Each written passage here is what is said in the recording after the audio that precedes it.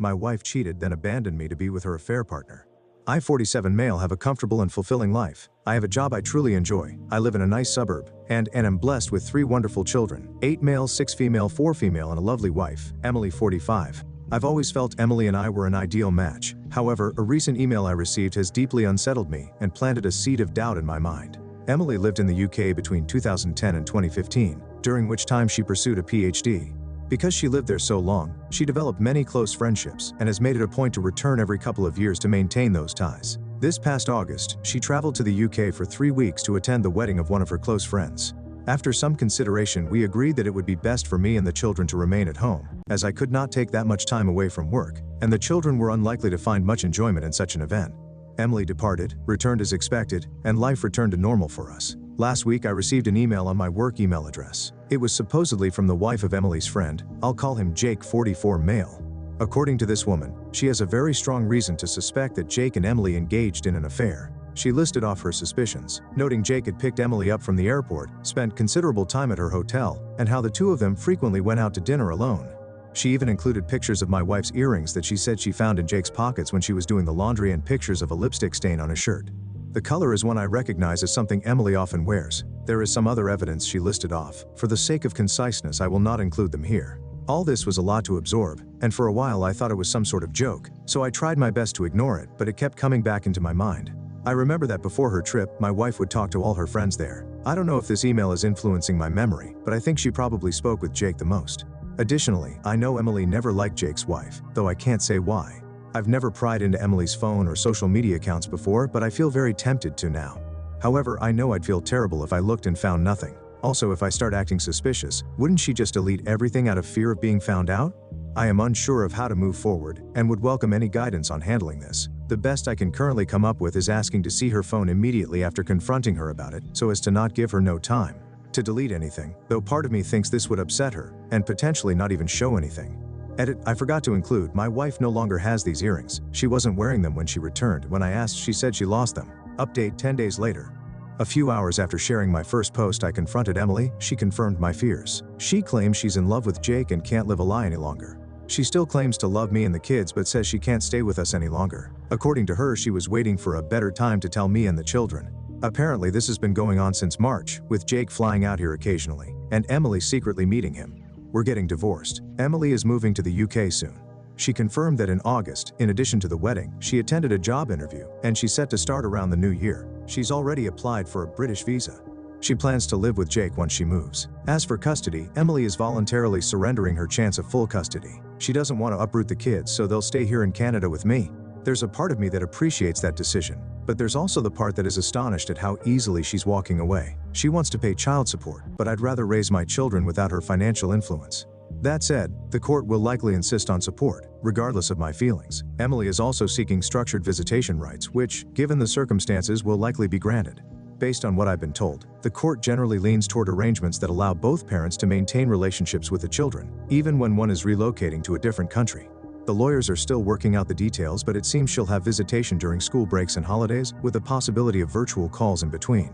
I've been keeping things as amicable as possible, and the more cooperative I am, the more Emily seems to agree with my demands. We are also discussing the future of our home. Emily has expressed a desire to sell the property and divide the proceeds. While I am reluctant to part with the family home, it is unlikely I have much of a choice since it was bought during our marriage. For now, our lawyers are still working through the details, and no final decisions have been made. Given the situation, it could be a good while before we reach a resolution. In the meantime, I've been advised not to make any major financial moves. As much as I want to stay here with the children, I know selling is most likely inevitable. As of this writing, Emily is in an Airbnb, and Jake has flown here to stay with her. They plan on traveling to the UK at some point in the near future. My lawyer tells me that adultery isn't grounds for special treatment when it comes to custody or property division. Therefore, it won't influence how assets are divided unless marital funds are directly involved. Emily likely used money from her personal account. Unless it can be proven she used our joint finances to fund the affair, it's unlikely this will make any difference in court. I have been in regular communication with Jake's soon-to-be ex-wife, Eleanor, primarily through email, and more recently we've spoken over the phone a few times. Eleanor apologized, saying she felt guilty for telling me about the affair and worried that if she hadn't, maybe my marriage could have been salvaged. I reassured her that for me, the gravity of the situation made divorce inevitable, and I'd rather not remain in the dark about something of this significance. She even sent me messages and other evidence of their relationship, but since Emily is openly admitting to the affair, it doesn't really matter in the context of the law. Eleanor has also told me a lot about Jake. Apparently, this is the third time he's cheated on her and she's had enough. There's no chance of reconciliation this time, she says, and he doesn't seem interested in trying. She mentioned that Jake has zero desire to raise children who are not biologically his, which explains why Emily's not fighting for custody. Eleanor's divorce will most likely be much longer and more drawn out than mine, given that both her and Jake want full custody of their children and can't agree on several other issues. I haven't had much time to process everything. These past 2 weeks have felt like a blur in every way. But one thing I can say with certainty is that I have nothing left for Emily. Not because she betrayed our marriage, but because of how easily she's walking away from our children. I never thought I could hate someone I once loved so much. It's a strange feeling. The hardest part in all of this is the children. My 2 youngest daughters have started asking why their mother isn't around as much anymore. And it's been very difficult trying to communicate with them about the nature of the situation. My eldest seems to understand a little more, and as a result, he has become quiet and withdrawn. I'm fortunate to have a family that has been incredibly supportive so far. My children have received numerous thoughtful letters from some of their cousins, which I've been reading to them each night. All my siblings have also sent gifts for the kids, and one of my brothers, along with his wife, drove up to visit over the past weekend. My sister-in-law even prepared plenty of food, some of which is still in the freezer. They also kept the children entertained while I met with my lawyer. My other siblings have also offered to come by and look after the kids whenever I need them. Beyond that, my parents have been calling daily to check in on us, and my 78-year-old mother has already made plans to stay with us for 2 weeks in November to help around the house. The collective effort of my family has made this experience much more bearable, and I'm deeply grateful for all their support. To everyone who encouraged me to speak with Emily after my last post, I'm grateful. I was tempted to ignore Eleanor's message, but it kept gnawing at me. Your advice gave me the courage to act. Emily has shown herself to be a liar, and I have no doubt that her idea of a better time was simply when it would cause the least inconvenience for her and Jake. Update 1 month later. Think of this less as an update and more as a chance to vent a few things now that I've had more time to process my situation.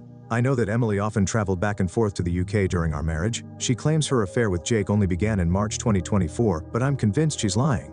It's almost certain that this has been going on for years. Given how much she had already prepared by the time I confronted her, it's become clear to me and everyone else that she had been planning this for some time. In fact, within a few short days of our confrontation, she already had certain legal documents prepared. Additionally, Jake arriving in Canada shortly after I confronted Emily made it clear that they had planned for her to tell me roughly around this date in advance.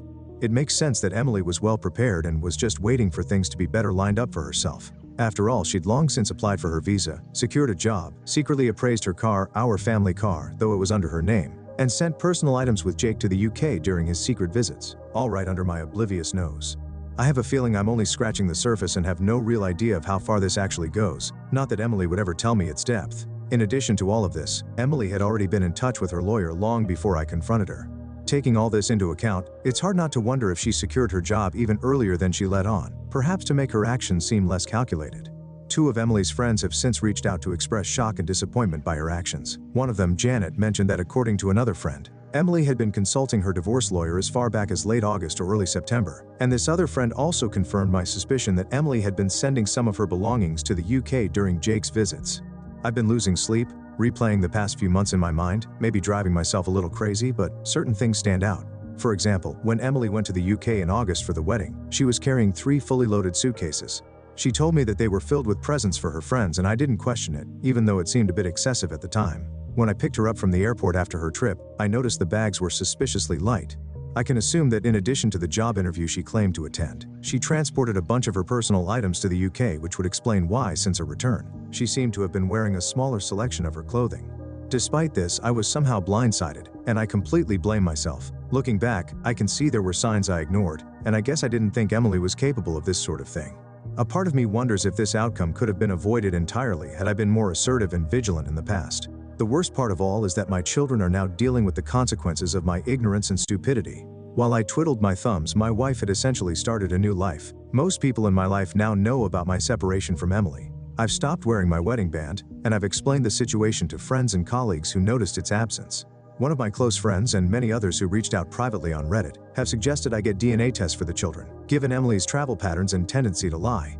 While I understand where they are coming from, this is something I'll never do. I'd never assign my children to another man. Nothing will change that. Life without Emily has thus far been difficult. Mornings have become a hectic rush. Between getting the kids ready and getting myself out the door, I'm barely on time for work for nearly half the week. It's frankly exhausting trying to keep up with all the extra parenting duties I have to perform throughout the day. Our current home has a large driveway, so on top of everything else, I'm already dreading the task of shoveling it once the snow starts falling. The kids are feeling this strain as well. They don't particularly like the food I prepare most days, and they hate how I'm always busy. It's incredibly frustrating to know that while we're here struggling, Emily recently departed for a relaxing vacation through Europe with Jake. Communication between us has dwindled, and I only learned of these developments recently. I have no idea if she plans to return to Canada after her vacation or settle directly into what will likely be a very comfortable life in the UK.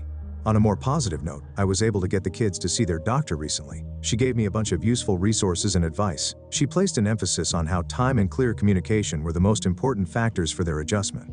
While I'm optimistic, I'd be lying if I said I wasn't worried. It's still early, I know, but they remain quite upset about the entire ordeal and act out regularly as a result. It is abundantly clear that they're having a hard time adjusting to our new reality. Throughout all of this, my family has been a tremendous support. My mother arrived as promised early last week, and things have already become significantly easier. The kids enjoy her cooking and spending time with her. Her presence has also freed me to handle other tasks. Whenever the divorce is finalized, I plan to designate my eldest brother and sister-in-law as legal guardians for the children. They live relatively nearby and have already agreed to take on that role if needed, which brings me some peace of mind. However, I highly doubt this will be anytime soon given my much busier schedule and Emily dragging her feet before traveling. The whole process has slowed to a snail's pace. One of the hardest aspects of all this has been making decisions about our family home. After considerable thought and speaking it over many times with my family, I'm leaning towards selling at this stage. Emily has already offered me a bit more than half of the proceeds since she sold our SUV right before leaving the country. My lawyer has noted that selling the SUV before we finalized anything was premature on her part, considering I contributed significantly 40% to the purchase. He thinks I have strong grounds to seek reimbursement elsewhere in our asset division, which aligns with Emily offering more of the house. Getting more than half seems fair, given that I contributed about 65–70% of the down payment and monthly mortgage payments. As I mentioned above, the family SUV was registered in only her name. However, I covered about 40% of its cost, so it's frustrating she sold it unilaterally. As I've learned over the past several weeks, my sedan is too snug for the kids and inconvenient for my mother to duck in and out of when she runs errands. Therefore, I'll need to trade it for something larger. In return, Emily has graciously insisted I keep the furniture and appliances, least she can do, I suppose. As much as part of me would like to stay in our current home, it's probably better for us to move. Part of me hopes this will help us avoid future interference from Emily, though in reality, she's just as likely to interfere no matter where we are. I've been looking at townhouses closer to my place of work, which would cut down my commute and place us near a well-rated school. However, my sisters brought up that moving the kids now would mean changing schools and losing their friends, which would be yet another big change for them. An alternative option is that we move to a smaller, more manageable house close to our current one. This would reduce my workload and allow the kids to stay at the same school. Regardless of which option we choose, the idea of a new home without Emily's memory is appealing. Our current home's location is yet another example of how foolish and short-sighted I've been. Its location was much more convenient for Emily's commute compared to my own. It worked out for a time as the children's school was close to Emily's work in case they needed her during the day. But now all of this is useless as my place of work is rather far. I've heard nothing from Emily's family, and frankly, I have no interest in reaching out. As for Emily's future with Jake, I don't wish her relationship to fail. The longer her life is stable, the less likely she'll disrupt ours. But I take solace in knowing she remains unaware of Jake's infidelity history. I don't feel any moral obligation to warn her about Jake's character, and Eleanor feels the same way.